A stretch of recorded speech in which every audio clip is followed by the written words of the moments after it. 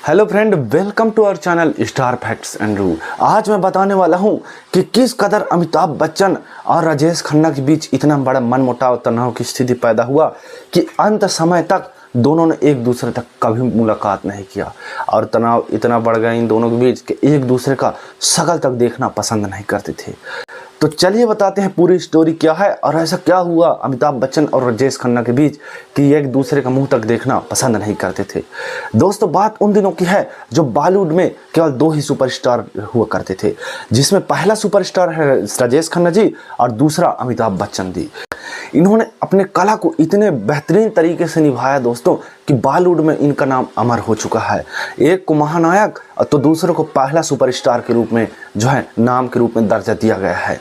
लेकिन क्या आप जानते हैं कि इतने सारे फिल्में करने के बावजूद जो है कि एक से एक दूसरे का रिकॉर्ड तोड़ते हुए नजर आए हैं। राजेश खन्ना के पास ऐसा रिकॉर्ड है कि एक समय में जो है सबसे ज़्यादा हिट फिल्म देने का रिकॉर्ड उनके नाम शामिल है। तो वहीं अमिताभ बच्चन की बात करें तो यूनिक स्टाइल, यूनिक जो है कि डायलॉग्स और करोड़ों फिल्मों की संपत्ति जो है उनके पास रखी हुई है और वो अभी भी बॉलीवुड में एक्टिव है दोस्तों। लेकिन बात उन दिनों की है दोस्तों कि आप लोगों ने अंदाज़ा होगा कि अमिताभ बच्चन और राजेश खन्ना ने अपनी पूरी करियर में खाली एक दूसरे के साथ दो ही फिल्म किए हैं। अगर पहली फिल्म की बात करें तो जो है कि 1971 में आई फिल्म आनंद थी, जो कि बहुत बड़ी सुपरहिट ब्लॉकबस्टर फिल्म साबित हुई।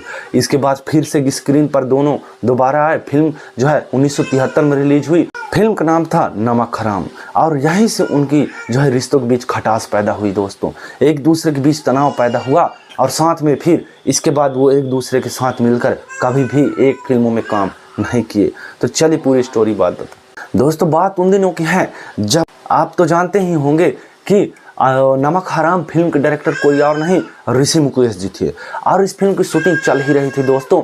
और उस दौरान एक दूसरे को ये दोनों सुपरस्टार टक्कर दे रहे थे। इनके कला से हर कोई प्रभावित था। वहीं अगर बात करें जो है कि फिल्म आनंद की, तो आनंद में राजेश खन्ना अपने जो है कि एक्टिंग के द्वारा फिल्म को अमर बना दिए दोस्तों।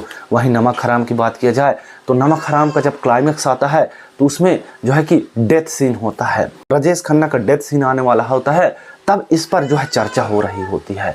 तब अचानक जो है कि राजेश खन्ना जी बोल देते हैं चुपके से कि अमिताभ बच्चन जी जो है कि मतलब अमिताभ बच्चन जी माइंड गेम खेल रहे हैं। कैसे, तो चलिए बताते हैं। ऋषि मुकेश के साथ अमिताभ बच्चन जी जाकर इस स्क्रिप्ट में जो है बदलाव करते थे और ऐसा बदलाव करते थे, ये कहना राजेश खन्ना जी का है। राजेश खन्ना जी का एक पुस्तक छपा है जिसमें लिखा है द इंडियन फर्स्ट सुपरस्टार, जो है कि नाम है राजेश खन्ना और इसके लेखक हैं नसीर हुसैन जी और साथ में गुलजार।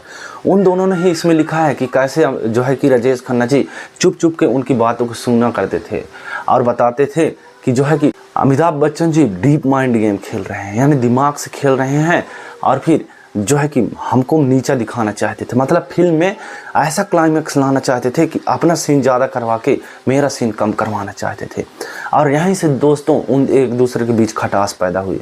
हालांकि यह बात जब ऋषि मुकेश जी को पता चला तब उन्होंने जो है इस पर बहुत नाराज़गी जाहिर किया और बताया कि ऐसा कुछ भी नहीं है, मैं डायरेक्टरी कर रहा हूं और ये डायरेक्टर के हिसाब से ये फिल्म चलेगा, ना किसी के जो है कि चुप चुप के कुछ कहने से या फिर किसी के जो है कि चुगली करने से। यह फिल्म मैं बना रहा हूं और मेरे हिसाब से ही बनेगा। दोस्तों, उस दौरान एक दूसरे के बीच जो है इन दोनों के बीच खटास पैदा हो गई। एक दूसरे की तरफ देखना तक पसंद नहीं करते थे दोस्तों। इसके बाद कई साल गुजर गए लेकिन कभी भी राजेश खन्ना के महल यानी आशीर्वाद महल अमिताभ बच्चन कभी दोबारा नहीं गए और न ही ऋषि मुकेश उनसे कभी मुलाकात की।